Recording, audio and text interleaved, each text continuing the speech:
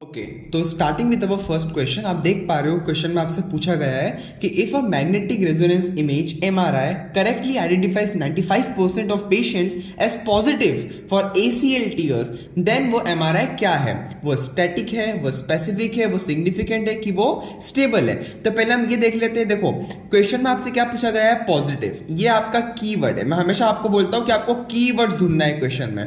This is your keyword, बाकी सब question फालतू है। अब कीवर्ड आपका पॉजिटिव है। एक चीज याद रखना कि ट्रू पॉजिटिव जो होता है, ट्रू पॉजिटिव, उसको हमेशा सेंसिटिविटी कहते हैं रिसर्च में। तो सेंसिटिविटी का मतलब होता है कि अगर एमआरआई पॉजिटिव आ रहा है एसीएल टीयर के लिए तो वाकई में उस पेशेंट को एसीएल टीयर है। मतलब कि एमआरआई भी पॉजिटिव आया और एसीएल टीयर भी उसको एक्चुअल में था, तब आप कहोगे कि हाँ उसकी सेंसिटिविटी काफी अच्छी है। सेकंड, जो कि इसका राइट आंसर है, ये इसका राइट आंसर भी है, राइट। इसके अलावा जो सेकंड चीज होती है वो ये है स्पेसिफिसिटी। अब स्पेसिफिसिटी का मतलब क्या होता है, ट्रू नेगेटिव। और ट्रू नेगेटिव का मतलब होता है कि एमआरआई की जो रिपोर्ट है वो नेगेटिव आ रही है। क्यों? क्योंकि एसीएल नहीं है। तो अगर कोई डायग्नोस्टिक प्रॉपर्टी नहीं है किसी पेशेंट में और रिपोर्ट भी नेगेटिव आ रही है तो इसको हम बोलते हैं ट्रू नेगेटिव, और ये कहलाता है स्पेसिफिसिटी। मतलब कि सेंसिटिविटी क्या हुआ, ट्रू पॉजिटिव, हाँ चीज थी तो पॉजिटिव भी आया टेस्ट। स्पेसिफिसिटी क्या हुआ कि ट्रू नेगेटिव, चीज नहीं है तो टेस्ट भी नेगेटिव आ रहा है।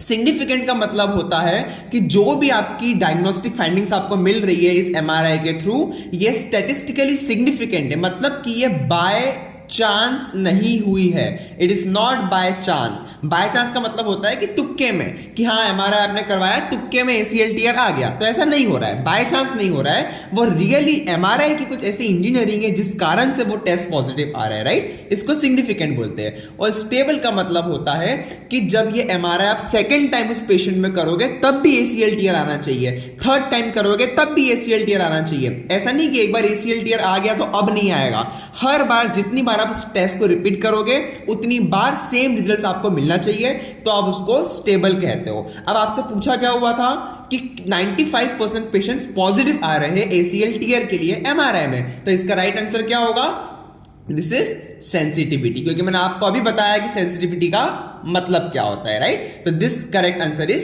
सेंसिटिविटी। अगर वो आपसे पूछते कि नेगेटिव आ रहा है ACL tear, MRI negative results दिखा रहा है, तो वो ट्रू नेगेटिव बन जाता, तो वो क्या हो जाता, स्पेसिफिसिटी हो जाता, राइट। और बाकी थर्ड और फोर्थ ऑप्शन में आपको बता चुका हूं। तो इस तरीके से हमें कोई भी एमसीक्यू का अप्रोच करना होता है। हमको राइट आंसर नहीं ढूंढना होता है, हमको गलत आंसर्स को पहले एलिमिनेट करना होता है। This is the correct strategy to solve this type of MCQs. So I hope आपको एक अच्छी लर्निंग मिली हो इस एमसीक्यू से, और इसी तरीके से आपको हर एमसीक्यूज को ढूंढना है। तो पहले आपको कीवर्ड्स ढूंढना है इन क्वेश्चंस में कि आपसे क्या पूछा गया है, फिर आपको चारों ऑप्शन पढ़ना है। ऐसा नहीं कि आपको ए ऑप्शन पता है तो आप ए पे ही रुक जाओ, you have to read the other 3 options as well.